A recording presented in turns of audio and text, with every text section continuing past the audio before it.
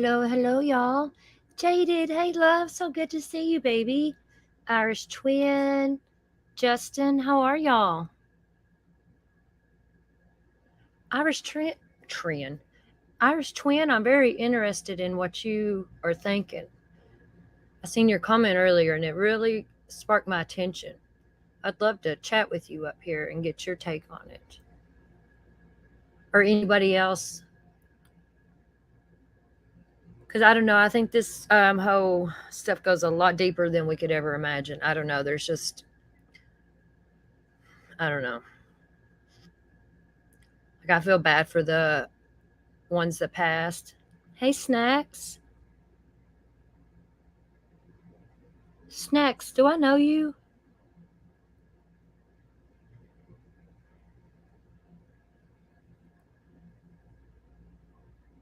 Are you who I'm thinking you are?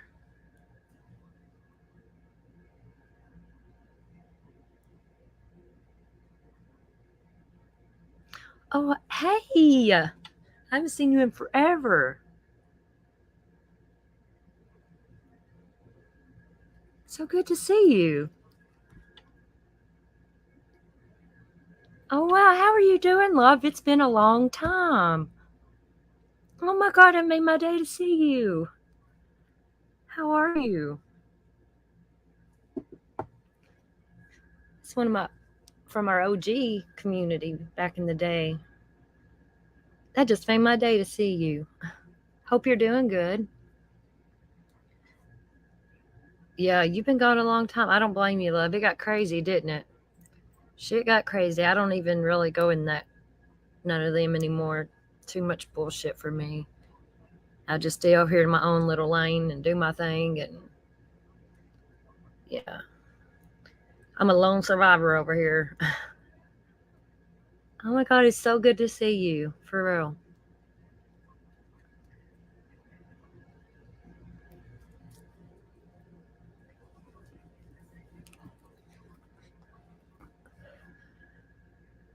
Okay, I got some things I want to play, of course, on this Titan submersible. I don't even know what to call it anymore. There's just so much shit. Wacky, hey love. From the stock room. You sneaking.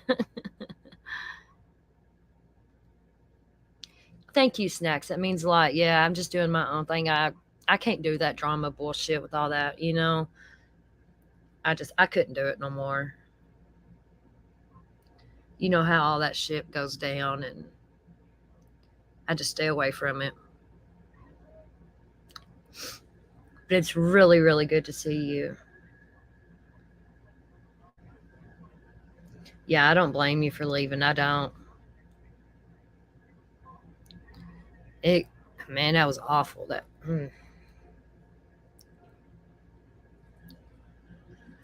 let's see here what I got first.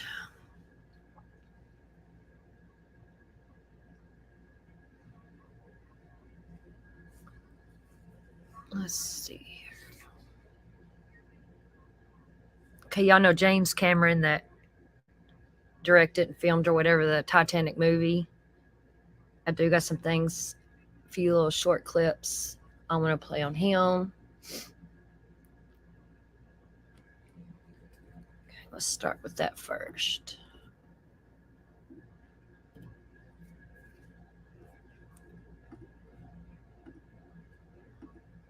Because it's very interesting to hear from him, you know. So let me get this going here. It's really good to see you, Snacks. You made my day, love. You did.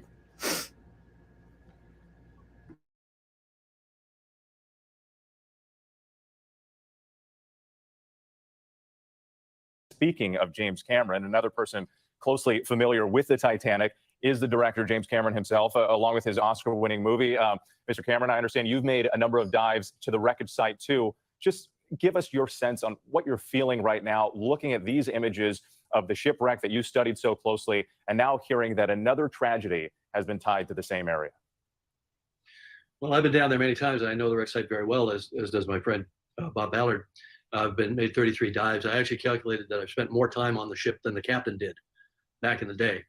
And of course, as a submersible designer myself, I designed and built a sub to go to the deepest place in the ocean, 3 times deeper than Titanic. So I understand the engineering problems associated with building this type of vehicle and all the safety protocols that you have to go through. And I think that what Bob said, because I was watching, is absolutely critical for people to really get the take-home message from this, from our effort here, is deep submergence diving is a mature art. From the early 60s, where there were a few accidents, nobody was killed in the deep submergence, until now, is more time than between Kitty Hawk and the flight of the first 747. So if we haven't improved over that period of time, and we have improved drastically over that period of time, and It's wild. He says no one was killed until now, and that's because Stockton Rush, he took the cheapest way possible to build the Titan. I mean, it was what, fiber. I don't know. It's just too many bullshit. It's a PlayStation controller, some stuff from Camping World. There was seals on it that, I don't know. It's just greed, man. And $250,000 a trip.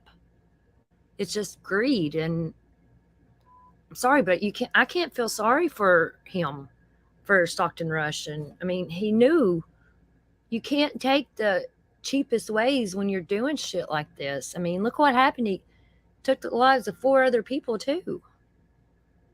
And the certification protocols that all other deep submergence vehicles, except this one, that carry passengers, especially paying passengers, all over the world in tropical waters, deep coral reefs, other wreck sites, and so on. The safety record is the gold standard. Absolutely. Not only no fatalities, but no major incidents requiring all of these assets to converge to a site. Of course, that's the nightmare that we've all lived with, since all of us entered this field of deep exploration. We live with it in the back of our minds. But because implosion, as Bob described it, such a violent event, is first and foremost in our minds, the pressure boundary, which is what they call the hull of the sub, that people go inside, is obviously first and foremost in our minds as engineers. And we spend so much time and energy on that. And we use all the computerized tools available today, finite element analysis. We worked on our sphere for our deep vehicle that went to the Challenger Deep for over 3 years, just in the computer, before we even made the thing. And then, of course, we pressure tested it over and over and over, and so on. So, this is a mature art, and many people in the community were very concerned about this sub, and a number of the top players in the deep submergence engineering community even wrote letters to the company saying that what they were doing was too experimental to carry passengers and that needed to be certified, and so on. So I'm struck by the similarity of the Titanic disaster itself, where the captain was repeatedly warned about ice ahead of his ship, and yet he steamed at full speed into an ice field on a moonless night, and many people died as a result. And for a very similar tragedy where warnings went unheeded to take place at the same exact site, with all the diving that's going on all around the world, I think it's just astonishing. It's really quite surreal. And of course, P.H. Nargeolet, the French legendary submersible dive pilot, a friend of mine, it's a very small community. I've known P.H. for 25 years. For him to have died tragically in this way is almost impossible for me to process. It is certainly haunting to consider that comparison to the Titanic and what happened to the 5 people on board this submersible vehicle. James, I want to ask you, though, since you've been down on these dive missions before, we talked about the safety risks. We've reported on the fact that the people on board signed waivers. They knew that this was dangerous and that there weren't very many other vehicles that could come get them out if something goes wrong. How aware were you of those concerns and those risks before you went down? And is there anything that should be done when it comes to safety in the future? Look, it's comparing apples and oranges here. I went with a very proven system when I dove at Titanic with the Russian submersibles. They used very, very well understood design methodologies, and they had an excellent operating record when I dove with them, and they continue to have an excellent operating record, flawless operating record throughout their entire career. I think they're now retired. But I always had great confidence. Now, having said that, I always had confidence in the sub. The Titanic wreck site is... It just blows my mind. This man right here knows more about it than anything, and the warnings and this. And Stockton Rush, so many people was against what he was doing. And just his greed. He just wanted to be the first to do something, or just greed, man. It pisses me off. It pisses me off really bad. And he knew that something was bound to happen eventually. Because there was whistleblowers and everything, and everybody just ignored it. There needs to be some kind of law or something set for shit like this. You shouldn't be able to do this. I mean, it wasn't approved by anybody. He just done it on his own, and makes me so mad. Is a very hostile place. It's a dangerous site to dive. If you think of a typical research dive, you go down and you're really just operating over a bottom. You may be looking for organisms. You may be looking at geology. Hydrothermal vent sites can be a bit dangerous as well. But Titanic, you've got this 8-story, 10-story high structure with overhanging metal structures. It's a twisted mess. You can get entangled. And entanglement was always a concern of ours, but we dove with a 2-sub system. We always felt confident that if one of the subs got ensnared, you'd still have communication, you'd still have life support, you'd still have power, you'd have another sub there that could help you manage the problem. We always felt that we were on pretty safe ground. This sub had no backup. It didn't have a lot of backup systems from what I understand, and it was predicated on what I think of as a fundamentally flawed design principle, which is a carbon fiber hull, which when I first heard about a move toward composite hulls, and this was many years ago, even when I was designing my sub, there was another sub that was sort of in competition with us to get to the Challenger Deep that was operated by a guy named Chris Welsh for Richard Branson, and they had a composite hull. And I told those guys, I said somebody's going to get killed in that sub or in a sub like it, and the DNA of the OceanGate sub was in that sub at the time. 2 hemispherical end caps and a carbon fiber cylinder in the center, and I never believed in that, because the way it fails is it delaminates, because you have to have a pressure hull made out of a contiguous material like steel, or like titanium, which is the proven standard, or like acrylic. I have a small equity stake in I think one of the best submersible companies in the world, Triton Submersibles, and they use acrylic for their hulls. But once again, it's a contiguous material, so you can do computer modeling to see how it'll behave. But this OceanGate sub had sensors on the inside of the hull to give them a warning when it was starting to crack. And I think if that's your idea of safety, then you're doing it wrong. You don't, and they probably had warning that their hull was starting to delaminate and starting to crack. Because as Bob pointed out, it's our belief, we understand from inside the community, that they had dropped their ascent weights and they were coming up trying to manage an emergency. Yeah, to your point, a warning only goes so far when you have the ability to get back to the surface, or there's a backup vehicle there to come help you out of a bad situation.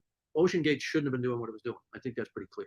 I wish I had been more vocal about that, but I think I was unaware that they weren't certified because I wasn't really studying it. I wasn't really interested. Stockton Rush asked me if I wanted to go out there and dive this season. I wasn't interested. There was a lot of concern about this outfit and this sub. A lot of concern, even to the extent that I wasn't involved in it because I was making Avatar 2 at the time, but a lot of them got together and wrote a letter to OceanGate and said, you have to certify. You cannot take people down. It's irresponsible, and it could lead to catastrophe. Monday morning, when I first found out about the incident, got on a whole bunch of calls and emails. It's a small community. Within an hour and a half, I had the following information. They were on descent. They were at 3,500 feet. They lost comms and tracking, the last one being the critical one, because the transponder that's used to track a sub during descent and on the bottom is a fully autonomous system. It's in its own pressure housing, and it has its own battery power. So for them to lose comms and tracking at the same time, sub was gone. There was no question in my mind. For days, I tried to run other scenarios that could account for it. I could come up with nothing. So the next thing I did was contacted a few more people and managed to track down, there are acoustic networks around. Some are research, some are intelligence. We got confirmation within an hour that there had been a loud bang at the same time that that comms were lost. A loud bang on the hydrophones, loss of transducer or transponder, loss of comms. I knew what happened. Sub imploded. I sent emails to everybody I know. I said, we've lost some friends. The sub has imploded. It's on the bottom in pieces right now. I sent that out Monday morning. I never believed in that technology of wound carbon fiber, wound filament, cylindrical hull. I thought it was a horrible idea. I wish I'd spoken up, but I assumed somebody was smarter than me, because I'd never experimented with that technology, but it just sounded bad on its face because we make pressure hulls out of contiguous material, steel. titanium, ceramic, acrylic. And so you can model it. You can do finite element analysis of it. And you understand the yield properties. You understand the number of cycles that it can take. But you can't do that with a composite material because it's two dissimilar materials, sort of bonded together. And so we all knew that the danger was delamination and progressive failure over time with microscopic water ingress and fatigue, what they call cycling fatigue. And we knew that if the sub passed its pressure test, it wasn't going to fail on the first dive. It might fail on dive 7, or I don't know what they're at, but it's going to fail over time, which is insidious. You don't get that with steel or with titanium. Now there's one wreck lying next to the other wreck for the same damn reason. Yeah, Patty. Hey, love. Yeah, it breaks my heart, but I kind of don't have any sympathy for Stockton Rush, though, because he knew so many people told him, don't do this. And he just wanted the damn money. It's all about the money for him. And look where he's at now. Yeah, it's sad anyone lose a loved one like that. It just breaks my heart. Let's see here.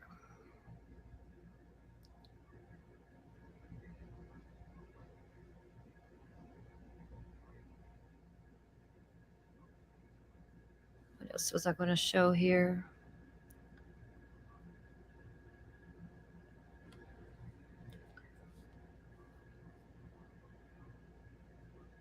Okay, here is, I don't know if we played this.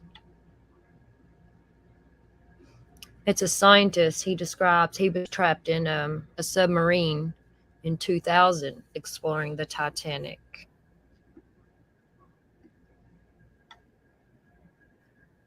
Shit.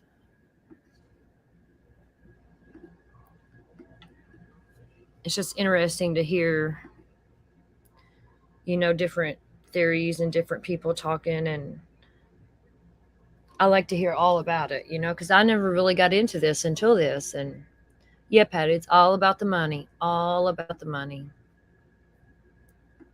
Okay, now this here is a scientist that went down in 2000. Joining us now is Michael Guillen, a scientist, journalist, and author. Michael, thank you so much for taking the time to join us. We want to get right to your own experience. Share with us your story. You took a tour down to the Titanic in 2000, and something similar happened. Tell us about that. Yes, I had been invited to become the first correspondent to report from the Titanic in 2000, September. And so even though I had a fear of water, I accepted it as part of my job. And so we left Nova Scotia in Halifax, where a lot of the people whose bodies were recovered are buried, as you know. And we went on station above the Titanic, positioned ourselves, and then dove down. It took about 2.5 hours to get down. This is a Russian sub that I was in. And everything was going fine. We toured the bow, then we went across the debris field and approached the stern area. You'll recall that when the Titanic sank, it broke into 2 pieces. The bow went straight down. The stern did a somersault and landed on its back with the propeller exposed. So my eye was on the propeller up ahead. I thought, wow, it's so shiny. It just stands out down there. Everything is otherwise shades of gray. And then I noticed that our submersible was going faster and faster. I thought, well, why are we going faster? We should be slowing down. We're approaching this giant propeller, which is much bigger than our own submersible. And I later found out that we just had the bad luck of being caught up in a very strong underwater current. They do exist, believe it or not, down there. And smacked us right into the blades of the propeller. And I knew immediately from the collision and also from big, huge pieces of rusted metal coming down on us from the Titanic that we were in a life and death situation. It wasn't what I expected. It was completely unexpected. I am speechless right now listening to you describe this. So what went through your mind, but then how long were you stuck and how did they get you out of there? I didn't panic. I worried that others might panic. I had a diving buddy and a pilot. And I had been told when we were being prepared for the dive that in the past, people who panic will go right to the hatch thinking they can escape from that. But of course, that just expedites their demise. So I was very conscious that I was going to gang tackle anybody who would even dare to look at the hatch. And then my scientific brain kicked in, and I'm a professional problem solver. I thought, okay, well, we have a real serious problem here. There has to be a solution. And as I ticked through the various possibilities, I thought of how much oxygen we have left and so forth. I came to the realization very quickly that there was nothing we could do, that our only hope was our pilot, who was a former MiG pilot. So he was used to handling situations of life and death, operating with a cool head under pressure. and he was in constant communication. Unlike the missing ship, our pilot had constant communication through the hydrophone with the mothership, the research ship above us. And it was, in the end, the better part of an hour, which seemed like an eternity, when I noticed something happened. The vehicle quieted down. Up until then, the engine was really struggling. Our pilot was trying to jock it out of the blades. And so when it went silent, I thought, well, either this is good news or bad news. It could be bad news that the engine just finally died and we're literally dead in the water, or it could indicate something else. We hadn't spoken to the pilot. We wanted to leave him alone. He was totally focused on trying to rescue us. But finally, I just couldn't resist. So I asked him a one-word question. And I looked at him and I said, okay. And then he turned to me and in this very thick Russian accent said, no problem. And of course, that was an understatement. And you would have thought that we'd won the lottery a million times over. I mean, I've never experienced such a sense of joy and relief. And wow, I mean, we were that close. I'd already resigned myself to dying, thought of my wife, never seeing her again, thinking that my spirit would join the spirits of the people who died down there, just become one of them, lying down there at the bottom of the Atlantic Ocean. So it was an enormous sense of relief. And that's what I'm hoping will happen with these 4 or 5 souls that are in this, the Titan, the current missing submersible, but it's not looking good, I have to say. So you were down there for about an hour and then resurfaced right away. Right, that's the thing, right? It takes 2.5 hours to go down. Then we toured for about 3 hours, and then we were stuck for the better part of an hour. And then it took yet another 2.5 hours to get up there. And even when you get up there, the scuba divers have to come out. They have to hook you up to the crane. That has to haul you on. I mean, it was a nail biter for more than 8 hours. It was about an 8 to 9 hour drama all told. Now, these poor people have been in there for days. So, I mean, I'm living their hell. It's taking me back, and it's not pleasant. But I'm doing these interviews to indicate to people just how serious this is. I don't see it as a tourist attraction. First of all, because it's dangerous. The North Atlantic is cold, pressures are enormous. But it's also serious business because it's a graveyard. It's not just the wreck of the ship. People lost their lives down there. And that really, really came home to me, Heather, when we went down there. When we approached the bow, we told the pilot to stop. We had a moment of prayer for the people who lost their lives. So it's very emotional, and it's all coming back to me. So I really feel a kinship with these poor people. It's forcing me to just relive that terrible, terrible experience. Michael, I can't imagine what is going through your mind as these days go on and we continue to cover the story. So we certainly appreciate you sharing your story. I do want to just ask you, though, if you ever really found out what exactly went wrong during your mission. The ship operated beautifully. I mean, the ship that I was on, this is a big difference, Heather. That's a good question. Because the ship that I was on, a submersible, was a serious machine built for a serious purpose. It was built originally for scientific research and had been tested over time. So even though we had this collision, thank God, we didn't breach the hull. We could have, and then it would have been, game over right away. But the hull withstood the impact. Imagine that. And then we had the communication, although it didn't help us because the mothership couldn't do anything for us. In the end, it was really the skill of the pilot. I'm really grateful to the Russians. I'm especially grateful to Victor, our pilot, for getting us out. Otherwise, I wouldn't be here talking to you. I'd still be down there 2.5 miles under the water. This ship that's missing was built for tourism. And I know NASA was involved in its design, but NASA has issued a press release to make it very clear they were not involved in any testing. So what we don't know is how time tested was this Titan. And I'm concerned that this company, OceanGate, and I'm not making any accusations in any way, this is not the time and the place to do it. We need to concentrate on these 5 souls on board. But since you asked the question, there was nothing wrong with our ship. We were just fortunate, Heather. I was just fortunate. I could just as easily have lost my life down there. So that's why I'm hoping for a miracle. But their situation is different.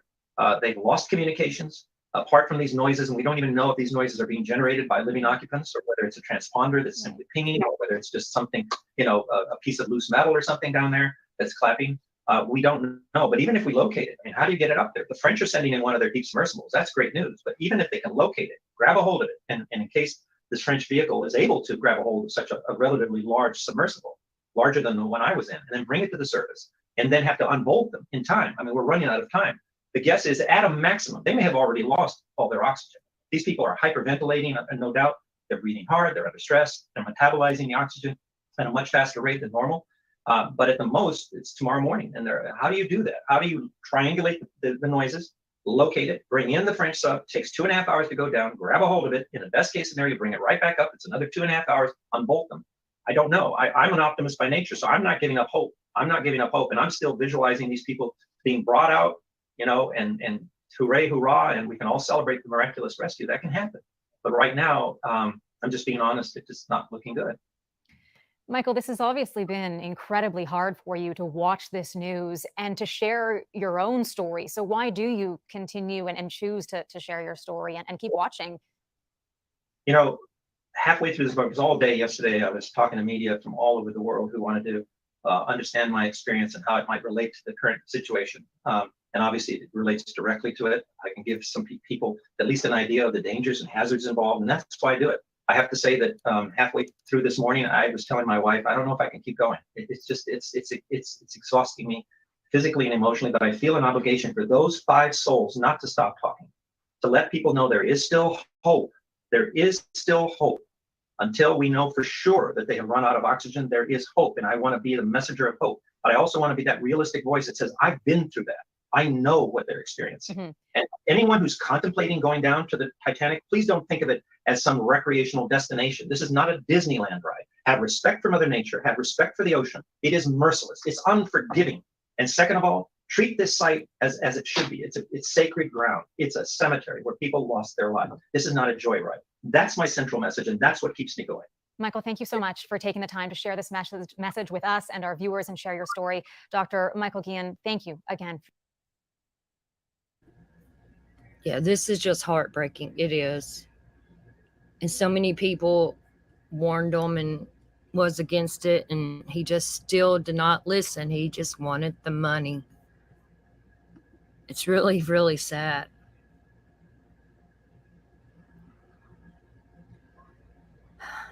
It just kind of leaves you speechless, you know? Like I said before, whenever we covered this, being poor has saved my life. Yeah, I'm too. I am. I went on a cruise once and I was scared, but I loved it. But anything can happen when you're out in the ocean like that. You never know.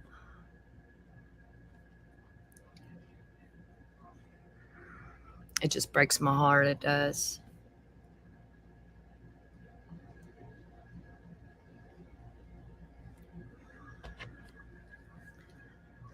It's bad whenever I'm just speechless. And that 19-year-old, he didn't want to go.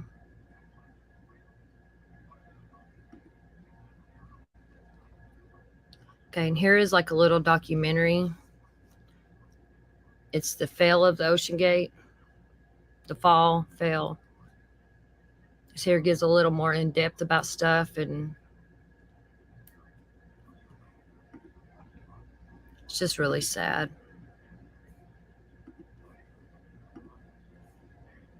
In the waters of the North Atlantic, a daring voyage commenced on the eve of June 18th, 2023. Titan, a submersible, took to the sea off the rugged coast of Newfoundland, Canada. Bearing a crew of 5 adventurous souls, they journeyed beneath the waves to glimpse the haunting remains of the shipwrecked Titanic. Yet, their radio signal faded to silence no sooner than their expedition began. Submerged and isolated, the tourists found themselves trapped in a chilling nightmare. We run the whole thing with this game controller. Come on! We're losing time and we're losing opportunity to find them alive. 5 spirited individuals stepped into the belly of the Titan submersible, their eyes reflecting the same spark of audacious curiosity. At the helm stood 61-year-old Stockton Rush, a maverick pilot whose day job was being the founder and CEO of OceanGate Expeditions. The firm orchestrated the daring voyage to the ghostly remnants of the Titanic. The silver-haired Stockton was no ordinary engineer, with his roots in the aerospace industry, a well-known passion for the uncharted depths of the sea, and inventive submersibles. His brainchild OceanGate came into existence in 2009, but it was not until 2021 that it began offering Titanic expeditions to thrill-seeking patrons. The company had mustered nearly $37 million in fundraising, including a new investment of $18 million to launch the Titanic expeditions. Never one to be daunted by risks, Stockton's adventurous spirit was highlighted in a 2022 interview where he said, "If you just want to be safe, don't do anything. At some point, you have to take some risk." He even questioned the convention of safety in itself, terming it a pure waste. It wasn't an overstatement. A 2009 Smithsonian Magazine piece called Stockton a daredevil inventor. The same article quoted him criticizing the U.S. Passenger Vessel Safety Act of 1993 for stifling commercial innovation by overemphasizing passenger safety. Riding in the Titan alongside Stockton was Hamish Harding, a 58-year-old British billionaire with an insatiable thirst for extreme adventures. He was a globetrotter who journeyed to the South Pole with Buzz Aldrin, held 3 Guinness World Records, including a 4-hour drive to the Marina Trench's abyss, and joined the 6-strong crew of Blue Origin's suborbital flight. Harding was a force of nature, an aviation enthusiast, skydiver, and a 2022 inductee into the Living Legends of Aviation. Harding was a brother-in-arms to fellow awardees like space moguls Elon Musk, Jeff Bezos, Richard Branson, and A-listers Tom Cruise and Harrison Ford. The third occupant was a vulnerable 77-year-old Paul-Henri Nargeolet, a former French Navy commander and an expert in deep-sea exploration. With 35 dives to the Titanic wreck, Nargeolet was an authority on the infamous shipwreck and the director of underwater research at RMS Titanic Incorporated, the firm with salvage rights to the Titanic. He was part of the team that located the vanished Air Force Flight 447 over the Atlantic. Joining this illustrious crew was Shehzada Dawood, a 48-year-old Pakistani-British entrepreneur, philanthropist, and his teenage son, Suleiman Dawood, who led the colossal Engro Corporation back home, and also sat on the board for his family's foundation and the SETI Institute, famed for its search for extraterrestrial life. These 5 passengers aboard the Titan shared a profound connection, a deep-sea interest and significant achievements in air, space, and sea exploration, coupled with the financial wherewithal to chase these passions. OceanGate's Titanic expeditions came with a hefty price tag of up to $250,000 per person, but the firm's mission was more than just catering to deep-sea tourism. They aspired to advance research on the wreck and its surrounding debris, unveiling the mysteries shrouding the deep sea. The Titanic wreck site is perilous and unpredictable, expressed Dick Barton. Dick Barton was the first British man to dive the Titanic and went on to make 22 dives to the wreck. In his conversation with Good Morning Britain, he spoke of the consistent ebb and flow of water currents and the amount of power it takes to stay on track. When you're very deep in the ocean, power conservation is critical. Your power is your lifeline and your guide. The situation down there becomes critical if a calamity forces the crew to vacate the pod on the seafloor. Simon Boxall, a renowned oceanography expert, painted a grim picture. The pressure at 3,800 meters beneath the surface is extraordinary. It's a death trap. Escape attempts at depth would last a mere fraction of a second. As a result, if there is an issue at that depth, rescuing the submersible and its occupants necessitates rising the vessel back to the surface. Operating in international waters, the Titan was free from any safety regulations, carrying no seaworthiness certification from any authority. David Pogue, a reporter who undertook the expedition in 2022, revealed that the Titan passenger must sign a waiver. It acknowledges that they're stepping into an experimental vessel without any approval or certification by any regulatory body, with potential risk of physical harm, disability, emotional distress, or even death. Mike Reese, a TV producer and another expedition participant, noted the ominous repetition of death 3 times on the first page of the waiver. The Titan has made 3 expeditions to the Titanic wreck site, the first of which was July 2021. In 2022, David Pogue was on board when the ship happened to lose communication during a dive. Pogue's December 2022 report questioned Titan sub's safety. In the report, Pogue commented to Stockton that it seemed like the submersible had some elements of MacGyver jerry-riggedness. Stockton's avant-garde mind created Titan's controls using a video game controller that tricked many people and didn't know if it was a serious thing or a joke within the submersible. Pogue stated that he noticed the Logitech Bluetooth game controller was used to steer and pitch the submersible, and construction pipes were used as a ballast. Also, on that dive, one of the thrusters of the Titan was accidentally installed backward, and the submersible started spinning in circles when trying to move forward near the seafloor. As a BBC documentary, Take Me to the Titanic, reported, the issue was bypassed by a steering wheel holding the game controller sideways. The Titan, a petite teardrop-shaped submersible, lacked the prowess of a naval submarine. At 22 feet long, it had room for 5 in its interior, crafted from metal, resembled a minivan size, devoid of seats but featuring a tiny toilet and a singular pothole window. Its scale and design made it unsuitable for prolonged underwater stays or unassisted port arrivals, requiring constant vessel support. During an experience on the Titan, passengers were handed sandwiches and water for a 10-hour-long journey, which allotted to merely 20 minutes to witness the Titanic wreckage. Curiously, one of the passengers noted that the compass behaved erratically throughout the entire voyage. The Titan's deep-sea pursuits ruled out the use of GPS, relying instead on a text messaging system to communicate with the Polar Prince, which is the mothership that deploys the sub. The stark reality of life support on the Titan was its limited oxygen reserves, just 96 hours. So when this submersible goes missing in the ocean, a life support countdown begins. If there was some sort of emergency inside the sub and the crew needed to get out, there was no way they could. It was sealed from the outside with 17 different bolts, requiring external assistance for opening. Operating from Washington, OceanGate Expeditions was a private entity specializing in charting deep-sea explorations for commercial and scientific endeavors. It had spearheaded over a dozen underwater expeditions to places like the Andrea Doria shipwreck near Nantucket. Its fleet comprised of 3 5-person submersibles, Antipodes, Cyclops 1, and Titan. Antipodes and Cyclops 1 were designed for diving up to 1,000 and 1,600 feet, respectively. The Titan, however, was built for depth, with a specified limit of 13,100 feet or 4,000 meters, just skimming the resting place of the Titanic at 12,500 feet, a fact that raised a few eyebrows. OceanGate's website credited the design and engineering of the Titan to a collaboration between OceanGate Incorporated and experts from Boeing and other entities. However, Boeing negated these claims, stating that neither partnered on the Titan nor had its hand in design or construction.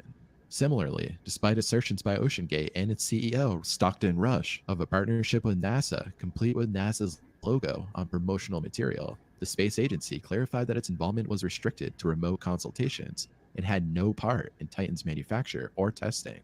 Concerns regarding safety of OceanGate's submersible Titan started swirling as early as 2018, several years prior to its inaugural deep-sea journey to the Titanic wreckage. Following an international industry group conference, William Conan penned a letter in March 2018 to Stockton Rush. The letter underscored the unanimous concern of the members about Titan's development and its proposed Titanic expeditions. He emphasized the worry that OceanGate's experimental approach potentially leading to outcomes ranging from minor to catastrophic, which could significantly impact the entire industry of deep-sea submersibles. William explained that the industry's primary concern was OceanGate's lack of oversight and disregard for established safety standards. OceanGate's solitary approach to the project, devoid of formal oversight, was a cause for concern among many. The industry was generally guided by a well-structured framework of certification and verification was alarmed by OceanGate's ambitions.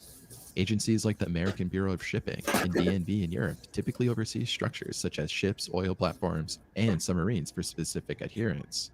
This includes drafting rules, reviewing designs, and overseeing testing.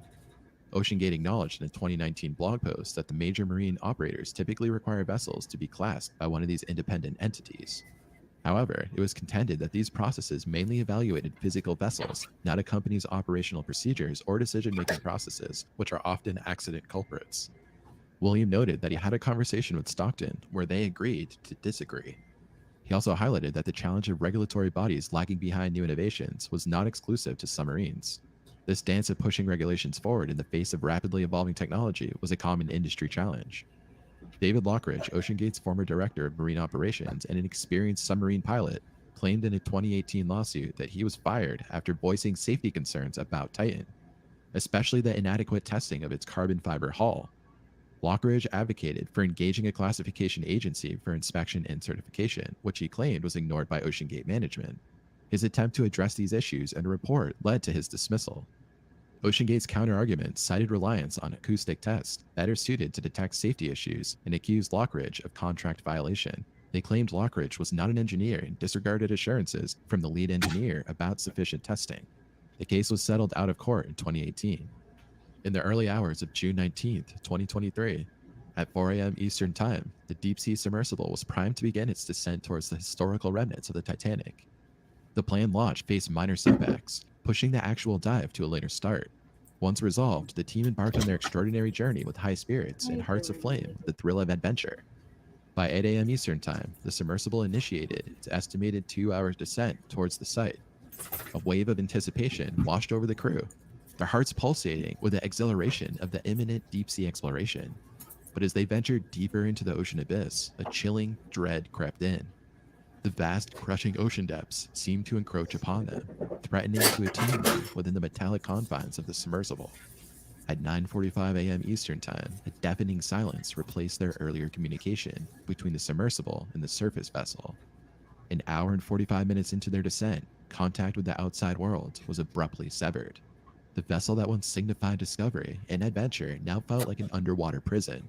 The palpable fear surged through them, their hearts pounding, and adrenaline coursed through their veins as the rarity of their predicament set in. The exciting expedition had taken a nightmarish turn, with the shadow of death looming ominously over them. In the aftermath of the lost communication, an urgent search mission was launched.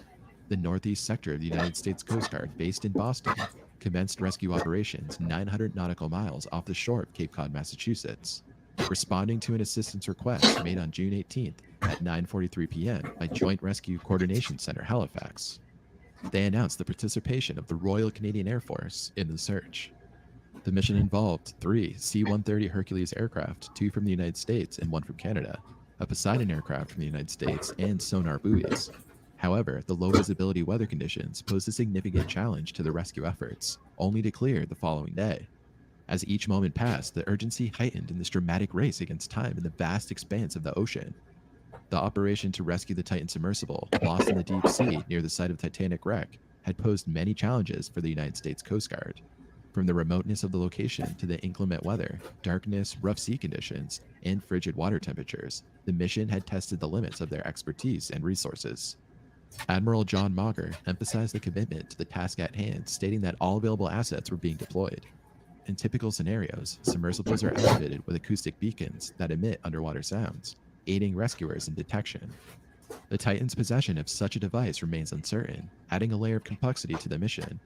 Unfortunately, neither the U.S. Coast Guard or Canada possesses underwater vessels capable of effectively aiding search and rescue efforts. While the U.S. Navy has a deep submergence rescue vehicle, it cannot reach the depths potentially harboring the Titan. The Navy does have remotely operated vehicles, but swift transportation of these vessels to the site proved extremely challenging. On June 20th, the pipe-laying ship Deep Energy, operated by Technip FMC, arrived at the site. Its cargo included 2 remotely operated vehicles and other equipment designed to navigate extreme seabed depths in the area. By 10:45 a.m., the U.S. Coast Guard had scoured 10,000 square miles of sea. In a promising development, an internal government memo reported that a Canadian CP-140 Aurora sensor detected underwater noises while searching for the submersible. Official acknowledgement of these sounds came from the U.S. Coast Guard the next morning, although early investigations had not yielded concrete results. Admiral Mauger noted that these noises' source was unknown and could have originated from the many metal objects at the wreck site. A Canadian CP-140 plane had previously spotted a white rectangular object floating on the surface. However, the ship dispatched to identify this object was redirected to trace the origin of the mysterious underwater noises. On June 22nd, a Canadian-flagged offshore tugboat, the MV Horizon, deployed an Odysseus 6K remote-controlled vehicle, which was able to reach the seafloor and commenced its search for the missing submersible. Concurrently, the French also deployed a remote-controlled vehicle, the Victor 6000, capable of reaching up to 6,000 meters and was able to transmit images back to the surface. Later that day, the U.S. Coast Guard Northeast Sector revealed a grim discovery made by the Horizon Arctic's remotely operated vehicle. A debris field near the Titanic wreck contained pieces of the submersible, confirmed to be part of the Titan. Subsequent reports confirmed the submersible's loss due to the pressure chamber exploding. The debris from the Titan was found on the seafloor approximately 488 meters, 1,600 feet from the Titanic's bow. Admiral Mauger expressed uncertainty regarding the likelihood of recovering the bodies of the 5 men aboard the submersible. Following this tragic news, OceanGate issued a statement addressing the loss of life. The recovered debris included the nose cone and the front and aft end bell, part of the pressure vessel. The bodies of the 5 crew members may never be recovered from the inhospitable depths, a devastating prospect confirmed by the U.S. Coast Guard. The broken pieces of the vessel were located about 500 meters from the ship's bow they sought to explore. The crew likely died on June 18, 2023, before military planes detected potential SOS signals using sonar buoys. The implosion would have generated a significant broadband sound that the sonar buoys would have picked up. Admiral Mauger believes that the crew died instantly. The impact on the victims' families has been profound. Experts have warned that the chance of recovering any remains is low. This is an incredibly unforgiving environment down there, said Paul Hankin, a deep-sea expert involved in the search. That's all I have for you today, and I appreciate you watching until the end. If you found this story both fascinating and heartbreaking, please be sure to show some love to the like button and subscribe to our channel for more stories like this. See you in the next one. This Las Vegas billionaire and his son had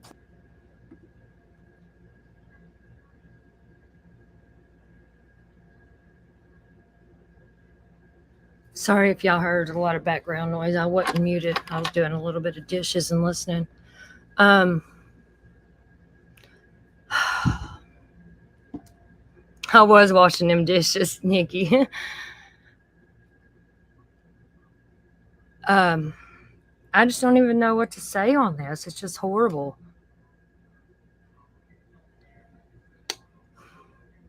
But these two here that I'm fixing to show, these two were the ones that were supposed to go on, and they gave up. They went away at the last minute, and the other father and son took their place. Planned to go on the fatal voyage of the submersible, but pulled out. OceanGate CEO Stockton Rush scoffed at their fears, texting, "It's way safer than flying in a helicopter or even scuba diving. My son's friend researched what could go wrong and put a little scare in him," financier Jay Bloom texted Rush. But Rush dismissed their fears as stupid stuff. How do you feel about that now? Stockton actually believed what he was saying. His intentions were good. He had a good heart. He was a good man. He believed in he drank his own Kool-Aid. Seemingly desperate to fill empty seats, Rush offered Bloom and his son a $200,000 discount. Last-minute price is $150,000 per passenger, he wrote, but they passed. Instead, Jay Bloom and his son Sean's places were taken by Pakistani mogul Shahzada Dawood and his son. I see that father and son that took the seats that we passed on. And but for the grace of God, that could be our picture. Discovery Channel host Josh Gates took a test drive on the Titan and posted, "I walked away due to my safety concerns." BBC cameras captured the chilling moments on a voyage last year when it was discovered an engine had been, get this, put on backwards. One of the thrusters is thrusting backwards right now. Look at that passenger's reaction. The mission went ahead anyway. The most serious structural flaw may have been using carbon fiber and titanium in the pressure hull. Famed director James Cameron, whose film Titanic is the 4th most popular movie of all time, appeared on Good Morning America with Bob Ballard, the explorer who discovered the Titanic wreck. The Achilles heel of the sub was the composite cylinder that was the main hull that the people were inside. That carbon fiber composite cylinder is now just in very small pieces. Bob Ballard has known Stockton Rush for 20 years. His dream was to go down and explore the Titanic, but unfortunately that dream turned into a nightmare. Debris from the Titan was discovered just 500 yards from the Titanic. The submersible is believed to have sustained a catastrophic implosion less than 2 hours after starting its descent. The 5 passengers apparently did not suffer. Death came to them in a flash, just 30 thousandths of a second. There are apparently no remains to recover. The bodies were disintegrated. And we're learning that the young... You know, and it's sad that the Navy or somebody knew of this implosion when it happened and they never said nothing. That blows my mind. They heard something and nothing was said. This passenger, 19-year-old Suleiman Dawood, was terrified but agreed to go with his dad as a Father's Day gift. His distraught aunt appeared on the Today Show. To know that my Sully didn't feel a moment's pain, that his brain didn't even realize, that's a relief.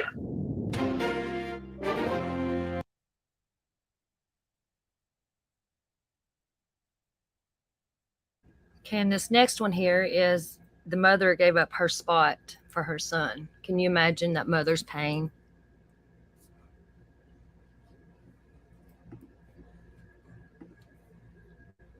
He used to teach himself through YouTube how to solve the Rubik's Cube, and he was really fascinated. Suleiman Dawood's mom says he didn't go anywhere without his Rubik's Cube. He wanted to solve it on his way to see the Titanic, a voyage the 19-year-old made with his father, Shahzada. It was supposed to be Shahzada and I going down, and then I stepped back and gave the space to Suleiman because he really wanted to go. She was on board the Polar Prince, the ship that towed the Titan out to sea. The sentence, "We lost comm," I think that would be a sentence I would never want to hear in my life again. Lost comms, all communication. That's the way her horrific ordeal began last Sunday.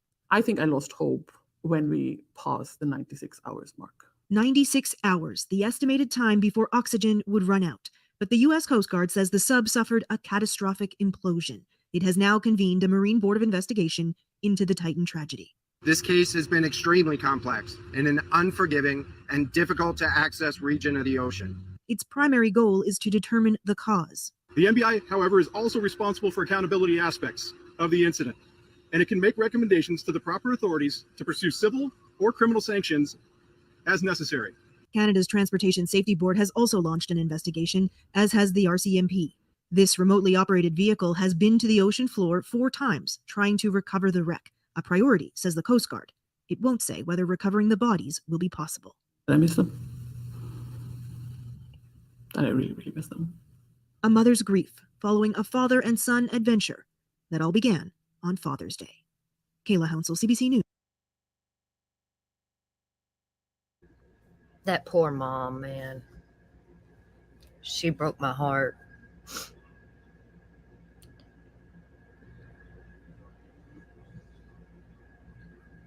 broke my heart. She did. And one of the really, really sad things about this is what I'm getting ready to play for you all. It's fucking heartbreaking. Right, Snacks. They're always hiding something. This goes deeper than, I don't know. I just don't get it. The rich people have more money than sense. This next part I'm going to show you, though, it really breaks my heart because that poor mama and even the families of the other ones or whatever and the friends, they're not going to be able to lay their loved ones to rest. This here is from a channel called the Veteran Biker. He goes over this pretty well here. What happened to the bodies on the Titan submersible?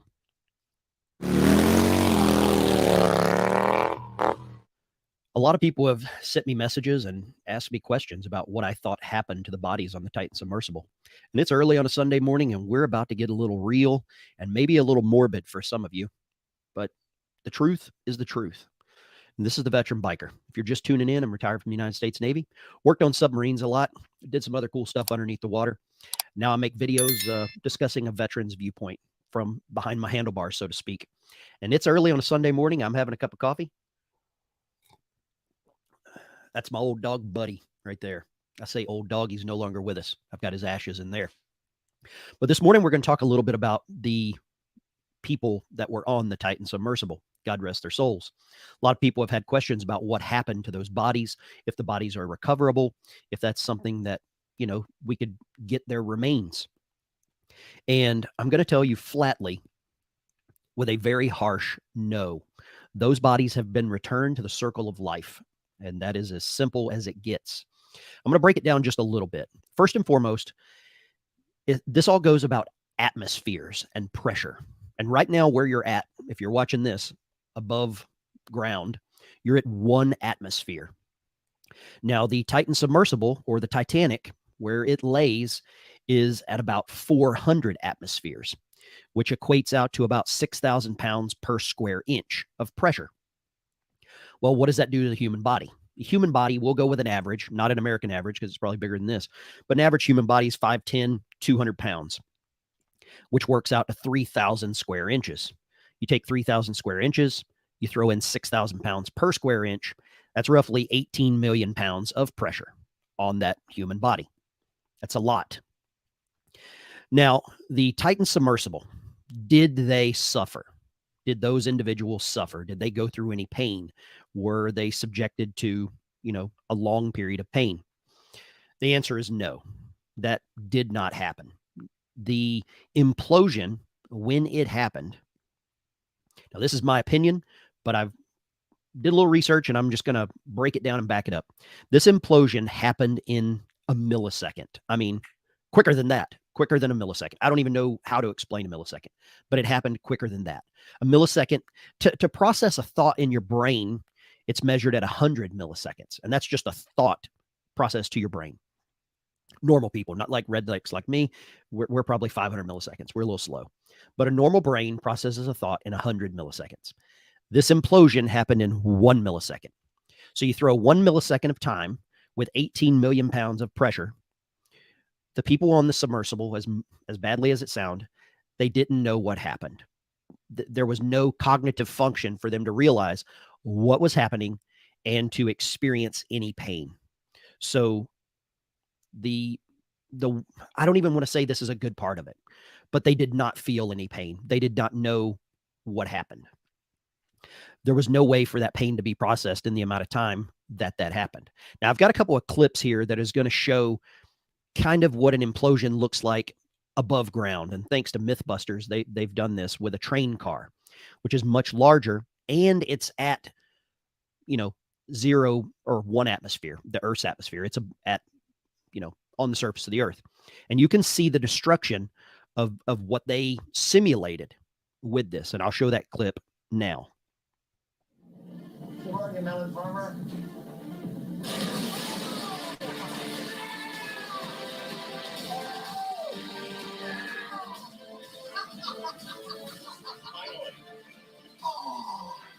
faces in Mercury. Holy cow!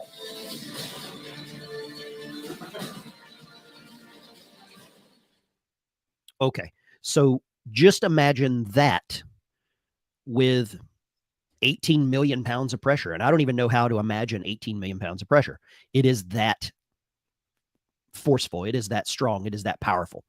You're talking the hand of God, the hand of whatever you believe in. That's how powerful it was. Well, the next question is, what happened to those bodies? Well, human body is made up about 70% water. And this morning, mine is made up of a little more coffee, but there's water in coffee. And you can buy me a coffee. I'll put the link there. But what happened to those bodies? Well, those bodies, I said at the beginning, were returned to the circle of life. When that pressure hit those bodies, think of it as badly as it sounds, but many of you have an Instapot at your house, right? That Instapot is sealed. There is a bubble of air in there, and you're turning up the pressure with heat. And with heat pressure, that's actually what cooks the food in your Instapot, and it cooks it quick. Well, multiply that by whatever crazy number you want, and that Titan submersible became a super Instapot. And with that amount of air inside of there, with this 18 million pounds of pressure instantaneously hitting it, there was an implosion. And with the oxygen that was in there, it would have actually exploded. It would have actually exploded. There would have been a underwater detonation. Pressure, oxygen, explosion. Similar to dieseling. And I'm not a diesel mechanic by any means, so please don't make any comments about, hey, you're not a diesel mechanic, you don't know what you're talking about. And I very well may not know what I'm talking about with a diesel. But it was such a quick, drastic implosion and an explosion that those on board, God rest their souls, did not feel one bit of pain. They had no idea. It happened beyond cognitive recognition. But with that implosion, those bodies were gone instantaneously. There is zero remains. I would be hard-pressed to even think that there are fragments of remains. Now, I've done some things under the water where I've been a part of some recoveries of those that have passed after drownings and after other accidents. Within 24 hours, if you in the salt water, you'll be hard-pressed to find those bodies after 24 hours. The ocean is an ecosystem, and there are things in the ecosystem to clean that ecosystem up. There are creatures that clean that up. These bodies were very small. If the remnants and the remains were microscopic at this point. So the things in the ocean, if there were any larger particles, larger than what I would say a Q-tip, they were gone. They were gone instantaneously. So this is what I believe, and looking through the research that I could find, and I hope I saved you a lot of research and maybe answered the question. And it's kind of a morbid topic for a Sunday morning, but I've received so many questions and so many just whys or whos or whats about this that I thought I would share it. I'm going to get ready to take my dogs for a walk. I walk my dogs about 3 to 4 miles a day. Kind of helps keep me sane. I'm going to finish my cup of coffee. And like I said, this is a shout out to my old dog, Buddy, and there's my current dog, Fred. And there's another old dog I had there, Calvin, old Chihuahua. He's about 17 whenever he passed. I'm a dog person. I am a dog person. And I've got a little rescued named Schnauzer down there named Fred. I'll show him in a video maybe in the future. And I've got another pup named Daisy, and she's kind of a golden doodle. And I'm a dog person. Try to liven up this video at the end before I hit publish. If this is content that you like, please feel free to support the channel. Hit that like and subscribe button. You're welcome to join as a membership. There's a link in there that you can buy me a coffee. I'm always appreciative. And if you don't know, all the funding that I receive from my channel, other than buying equipment like this, goes to a couple of veteran nonprofits. I don't keep any of it. And I really appreciate everyone tuning in. I did a live stream yesterday and had an outpouring of support.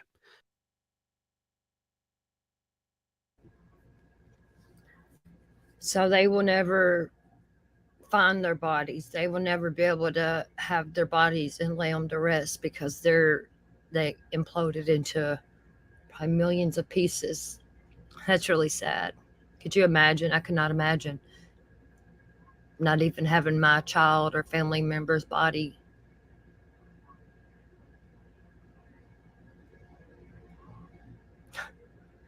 Yet again, the Titanic takes more lives. And I'm going to play one more thing here. It's a closer look at the 5 men, or the 5 people that were on board. And after this, I'm going to end it and dig a little more into some of this. Oh no, there's another thing I want to play after this.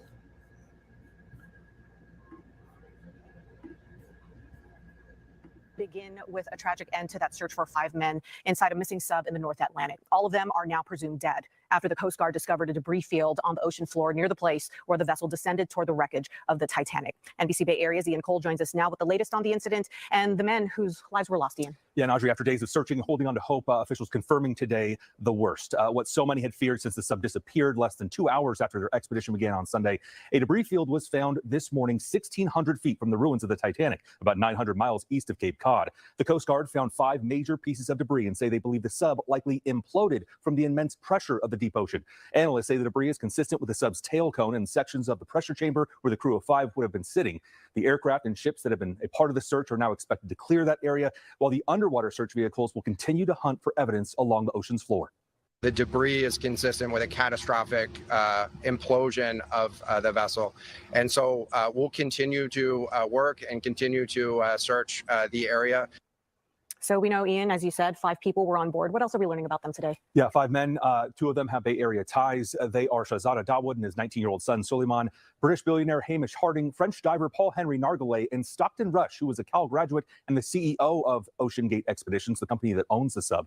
For the past 3 years, Shahzada Dawood has been on the board of the SETI Institute, based in Mountain View. The institute is dedicated to identifying life across the universe. Its CEO issued a statement today saying, in part, Shahzada was passionately curious and an enthusiastic supporter of the SETI Institute and our mission, being directly involved in philanthropic programs in education, research, and in public outreach. They are sending their condolences to the family.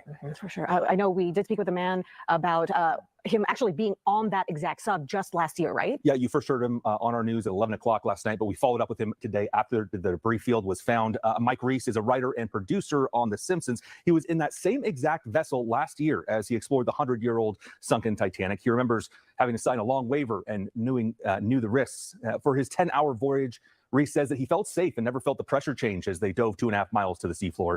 He was holding on to hope this week, but admits he was expecting the worst. Reese says he was good friends with Stockton Rush. And it was one of the most charismatic, bigger than life people I've ever met in my life. He went out doing what he loved. It's a cliche, but that was a cliche coined for instances like this. So now the search will continue to understand what went wrong, pinpoint when it happened. Late today, we're also learning that the Navy analyzed acoustic data from this week and says a sound was heard when they lost communication with the main ship that was consistent with an implosion or explosion, but it was not definitive. So the search continued. All right. Ian, thank you for that update. Appreciate it. I want to go ahead and put into perspective just how deep this sub wreckage was found. So take a look here. So a scuba diver can go, the lowest it can go is 350 below sea level, although most divers only go about half that far. And then take a look at this right here. The newest U.S. Navy submarines can only go about 1,600 feet below sea level. Blue whales can go a little further. Obviously, nothing compared to how deep the Titanic wreckage is. You see right there, it's at 12,500 feet. That's where the Ocean Gate sub was headed. A wreckage from the sub, as you mentioned, Ian, was found about 1,600 feet from the Atlantic. Now, to deal with real loss and what we just lived together with this submarine. This is an interesting insight. 2 of the victims were the Pakistani businessman and his 19-year-old son, right? Shahzada and Suleiman Dawood, father-son, special bond. And last Sunday on Father's Day, they joined 3 other men on what was supposed to be the trip of a lifetime and wound up being the last of their lives. Now, there are all these questions, right? They're not just among us. They're among the families of people who were on that sub. According to the father's older sister, okay, so his son's aunt, right? Suleiman was afraid, the kid. And his aunt, Asma Dawood, joins us now. I am very sorry for your loss. I'm very sorry to meet you this way, but I know it's important to you to tell the story. And what do you want people to know? I want, first of all, to thank everyone that has been there for our family throughout this horrible experience. I want to say thank you to all the people that went out there for the rescue efforts, for the time they put in, for the effort they put in. for all the people that stayed up and watched the news and worried. Thanks to those, because my brother Shahzada and his son Suleiman are actually heroes. They went down there for, as you said, an adventure of a lifetime, for knowledge, for bonding, to have something special in their lives. And they just, sorry, it's just heartbreaking, but I have to say, deserve it. My brother and his son are heroes, and that's how I think they should be remembered. You will remember them for taking the chance that they did, and you recognize that they knew that they were taking a chance, that there was danger. And you say that your nephew was aware that this was scary. Well, my nephew was a normal human being at 19 who had to go down that kind of tunnel and get into that kind of environment, would obviously be scared. That's pretty normal. So yeah, he was scared, as any 19-year-old would be. What's different about him to Sean is that he was just phenomenally trusting. He was the most kind, innocent, caring person. And he went on this in the same spirit that all the other people got on this submersible with. And he trusted everybody else because he was the youngest there. And that, unfortunately, was not the way things worked out, because my brother Shahzada also trusted Ocean Quest. He also trusted that they knew what they were doing. He also trusted the words about 35 years of safety. He also trusted they knew what they were talking about. He also trusted that they were going on something that was a viable adventure. I mean, come on. If there was any knowledge of any risk at all, he would not have put his child on there. That's a normal parental instinct. You know, if there is any danger, you don't expose your child to it. And my brother was a superb father. He was an excellent father. They went on this. The Titan went down in international waters because they knew that it was not authorized, that all the protocols had not been followed. But surely you can't blame someone for either Shahzada or Suleiman. Suleiman, in Suleiman's case, his dad. In Shahzada's case, Ocean Quest. You can't blame people for trusting other people. Because Ocean Quest's owner himself was on there. So you can't blame people for trusting what other people say to them. What we can do is blame the fact that the problems were not highlighted. What we can do is blame the fact that the employee who brought it up, that there were issues with it in 2018, was absolutely not listened to and basically kind of silenced and got rid of. That's what we should blame. We should blame the whole idea of a corporation just using something for its profit and covering information about safety. I mean, come on, a father and son were going on that. They should have been made aware of the safety issues that were there. For example, it has a carbon fiber body. Right. Carbon fiber, that's like putting a glass submarine down at those pressures. Surely that should have been looked at. I mean, this was the third mission. 2 missions had worked. This one didn't. But even a stopped clock gives the right time twice a day. 2 missions is nothing. How can commercial people, it be a commercial enterprise when the checks haven't been carried out? People do this in trust. When you and I get on a plane, we do it in trust. We don't expect the pilot to come out and give us a long story about it. Stockton Rush wasn't in that position, right? He was pushing the limits. That was part of the sell, was that this was about the risk. This was about the danger. This was about pushing the frontiers.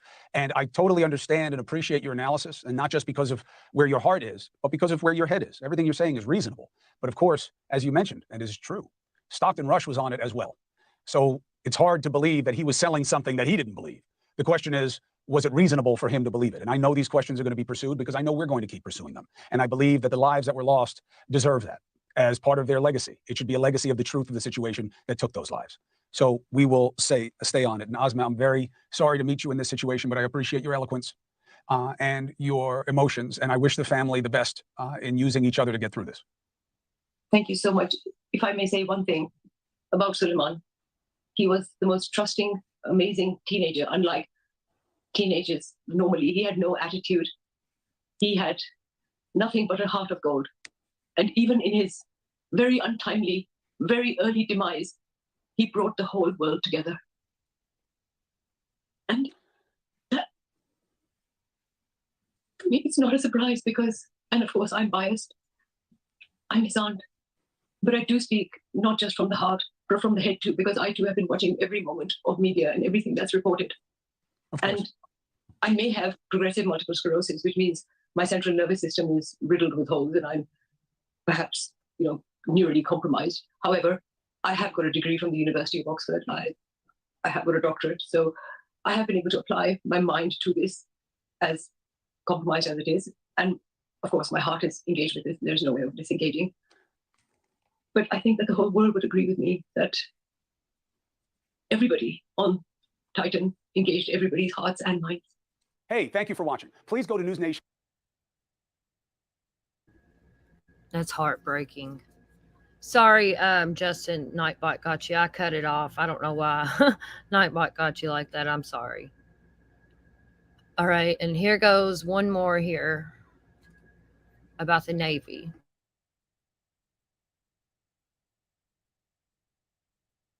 Port with a catastrophic end to a deep sea expedition. On behalf of the United States Coast Guard and the entire Unified Command, I offer my deepest condolences to the families. The Titan submersible went missing Sunday while on a journey to see remains of the Titanic. But on Thursday, it was remains of the Titan that were found deep in the Atlantic Ocean. The U.S. Coast Guard said it believes all 5 of the vessel's passengers are dead. Roxana Saberi is in Boston with Thursday's grim developments. A tragic end to a frantic search. This morning, an ROV, or remote operated vehicle, from the vessel Horizon Arctic discovered the tail cone of the Titan submersible. The debris of the missing submersible Titan was found about 1,600 feet from the Titanic wreckage. This is an incredibly unforgiving environment down there on the seafloor, and the debris is consistent with a catastrophic implosion of the vessel. The cause of the implosion is still unknown, but all 5 people aboard were killed. OceanGate founder Stockton Rush, billionaire adventurer Hamish Harding, Pakistani businessman Shahzada Dawood and his 19-year-old son Suleiman, and French explorer Paul-Henri Nargeolet. The Titan has been missing since Sunday, when it descended to the Titanic wreckage site about 2.5 miles beneath the North Atlantic, sparking a massive international search covering about 10,000 square miles. The company OceanGate Expeditions charges $250,000 to see the Titanic up close. Pierre Wimmer, an explorer himself, says he got to know the company's CEO, Stockton Rush, when he was considering a dive years ago. Stockton obviously was a deep-sea explorer who did what few people have done. But OceanGate has faced criticism from a group of experts in the submersible industry who wrote a letter to the company in 2018 warning of possible catastrophic problems. One of those experts, Will Cohen, said the Titan hadn't passed safety standards. There are only 10 vehicles in the whole world that can go 4,000 meters or deeper, and all of them are certified except the Titan. While Wimmer mourns for his friend, he believes this setback will not stop other people from deep water exploring. We've never been held back by defeats along the way. The quest will continue for exploration. And Roxana Saberi joins us now. Roxana, we're getting some news from the Navy about the submersible. What can you tell us about that? Yeah, John, tonight a Navy official told CBS News that the Navy detected what it called an acoustic anomaly consistent with an implosion after the Titan lost contact on Sunday. The official says the information was shared with the Coast Guard, which used it to narrow down the search area. Now, today, the Coast Guard said in a press conference that throughout its search, it had listening devices in the water, but did not detect any catastrophic failures. And it said for 72 hours, or about 3 days, it had sonar buoys in the water that did not detect any catastrophic events. John? And so what's the next step now for the Coast Guard and its partners? I mean, will they continue looking for answers, or because of that unforgiving nature of the wreckage site, do they just start to pack things up? Well, they have said that they're going to start demobilizing personnel over the next 24 hours. And they did say, as you just referred to, this is an incredibly difficult and dangerous environment to work in. But they are going to continue looking for answers. They say they're going to be analyzing the debris that was gathered at the search site.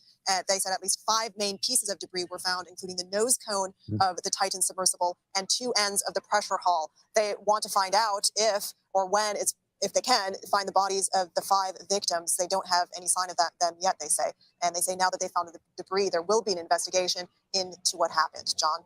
And what more have you learned about the victims and their loved ones? We've talked to a couple of friends of the victims and fellow explorers. One, his name was Matt Tulloch, and he said as a fellow explorer of Paul-Henri Nargeolet, who was the former French naval diver. who had been to the Titanic several times, according to Matt, more than anybody he knew, possibly 40 times. He said when he got the news that there was an implosion, he was sort of assured that there wasn't suffering involved, although we're still not clear on the timeline of when the implosion happened. When I asked him how he thought his friend Paul-Henri Nargeolet would like to be remembered, he said, well, I don't know if he even would want to be remembered because he had such a small ego despite all of his experience. But he said he really enjoyed sharing the knowledge he had, and he'd probably like to be remembered as someone who had continued the story of the Titanic. John? CBS News correspondent Roxana Saberi, thank you. The latest now on the tragic end to the search for that submersible carrying 5 people. Okay, so that's all I've got on that today. And if anyone else has any information or anything, like new information or like conspiracy kind of part of it, you can email me or whatever and we can go over it. Or like Justin, we can do it on your panel or something. And, you know, because I like to team up with some more people, you know, and go on other panels and stuff. And let's all work together and help each other and all of that. Nikki, are you still here?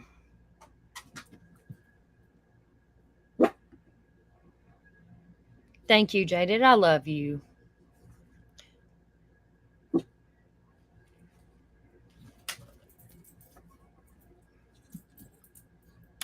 Okay, I'm going to end this. Yes, Snacks, bust it out, baby. And you are more than welcome to come up here with me anytime I do a live. And I promise you there ain't going to be no bullshit. None of that shit. I promise you. I'm so glad to see you, Snacks. You really made my day. You've known me longer than anybody here. Okay, Nikki, we're gonna end this out on Kyle the Rooster, my favorite rooster. And I will see you all later. I might come back later with we might do some of the Miss Portland stuff. Snacks, that is a little drama stuff I've been covering. I don't know if you've seen any of my stuff about Miss Portland and her dumpster fire shit, but it's not really drama. It's just calling out her bullshit because she's horrible and she's racist and she's homophobic and blah, blah, blah. But you all have a good day, and I will talk to you all later. And we're going to watch Kyle the Rooster, my favorite rooster.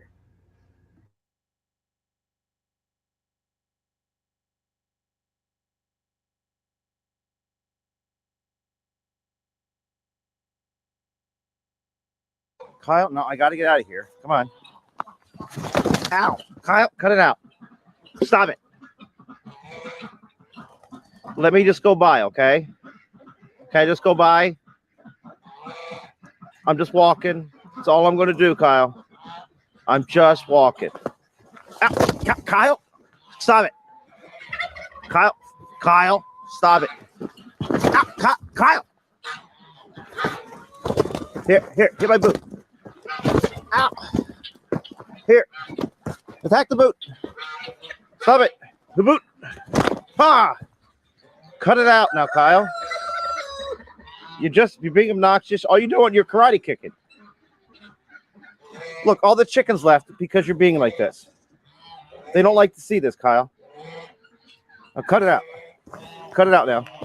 Cut it out, Kyle. Cut. Kyle, stop it. Kyle, stop. I'm just going to try to go, okay? No. Don't do it. Kyle. God dang it. Stop it. No, you're being a jerk. Stop it. I'm leaving, dude. Like, I'm trying to go when you're being a jerk about it. Yeah, I know. You're mad because the chickens are following me? It's not my fault. It's not my fault they're all following me, Kyle. They love me. I'm sorry. I'm sorry they all love me, bud. You're going to have to get used to it. You're just going to have to get used to they like me, Kyle. Just get used to it.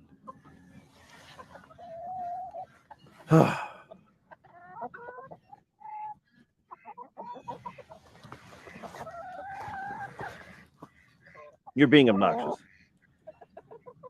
All these guys, all these chickens love me, Kyle. They all think I'm the coolest. Not you.